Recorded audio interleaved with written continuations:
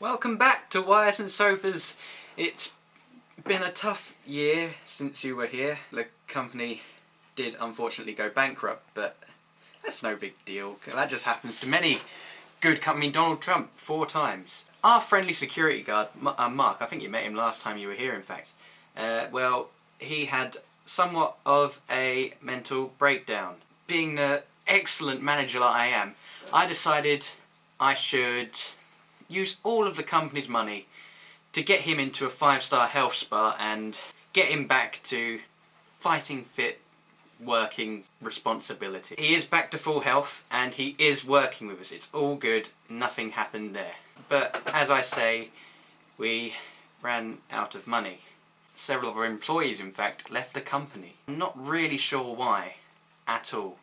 All I can think is they love me too much. Or it could be the massively increased paychecks, but I don't think it's that. I think it's that they love me too much. But, you know, I'm just a nice boss that way. There's a lot of good work going on. We've had a very, very successful year. But in my opinion, if you're not having fun, then what's the point of going to work? You know, it would be like going to see a really boring film that lasts 8 hours. And you have to see that film every day. And the only break you get from it is 1 hour in the middle to eat your popcorn. And that's no fun. You don't want to do that. So you got to have fun in the workplace. And being the excellent boss that I am, I try to incorporate that in many different ways. And, you know, in fact, tomorrow I have even organised an outing for the few of us remaining at the company. And I think it's going to be brilliant.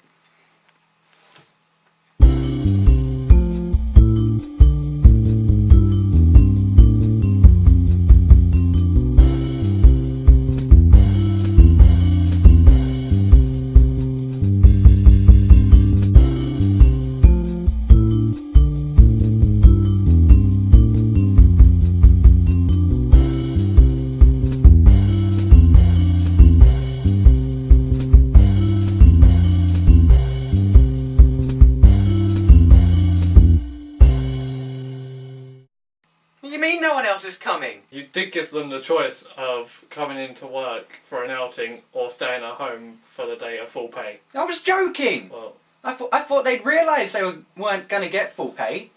well, it seemed kind of true to be honest, but as a joke it wasn't exactly your funniest. Shut up, Seth. Look, Tom. All that matters is that we turned up, and those ungrateful idiots didn't. If you ask me, in my opinion, they don't deserve pay if they didn't bother to turn up. He's right.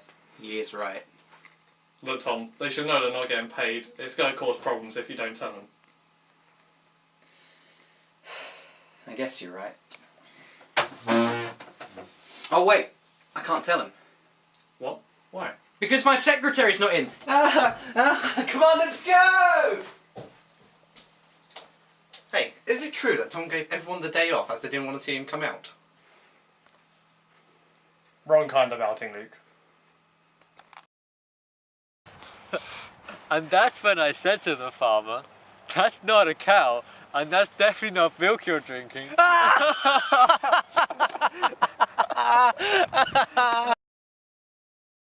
can't say it's one of Tom's stupidest ideas, but it's definitely one of his most pointless. I mean, he doesn't seem to have planned anything at all. We just come to a field like 2 minutes away from the office, which is that way, you know. It seems a bit of a pointless effort, really. No, honestly, it's true. No way. So I turn to the barman and I say, I'll have what she's having. Tom,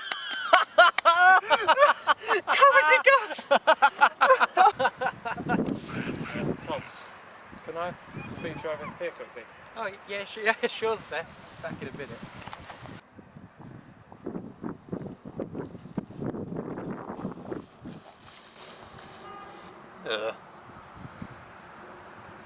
I was glad very few people turned up to today's outing, but I hadn't foreseen being left to the earth for Luke. I mean, I sure remember what it was like last time. Hello, Mr. Cox. I'd like to purchase £1 million worth of your products. May I ask who's calling? Okay, why don't you just turn around and we can talk face to face?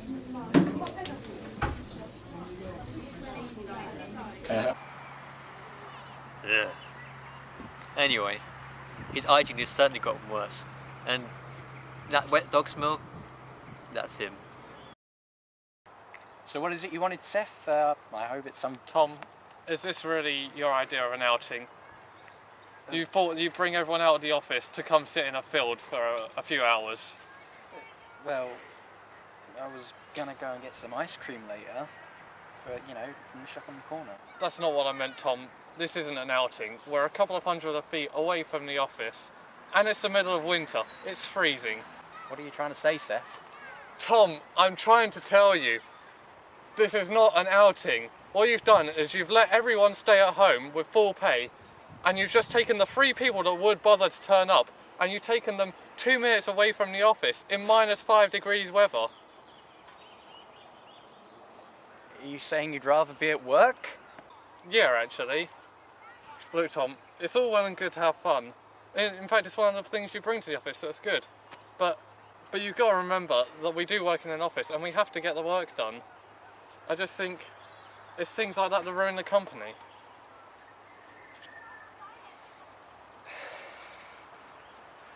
But yesterday I ate 4 entire cans of baked beans without a single drink. But I bet if I did it today, I would need something to gulp it down with. That's fascinating, Luke, but not as fascinating as how much of a colossal oaf you are. You okay, Tom? Yeah, I'm fine.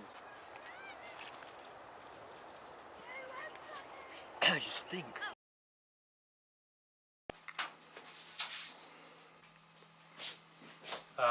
Tom, I'm sorry if I was out of line the other day. Don't worry about it, Steph. You were right, it was a stupid idea anyway. I should have planned it better. You know, it's not an outing unless you do something fun together. And maybe I should have thought about that. Maybe I should have brought a football or something. Yeah, that might have worked. Anyway, it's 5, so I'm gonna go home. See you Monday. It's a date. You know, the way I think about it, it's good to have fun at work. It makes the day brighter and the employees happier and makes the work come out a better quality. But in my opinion, which I know Seth shares with me for instance, you do have to get the work done, and that should always come first when you're at the office.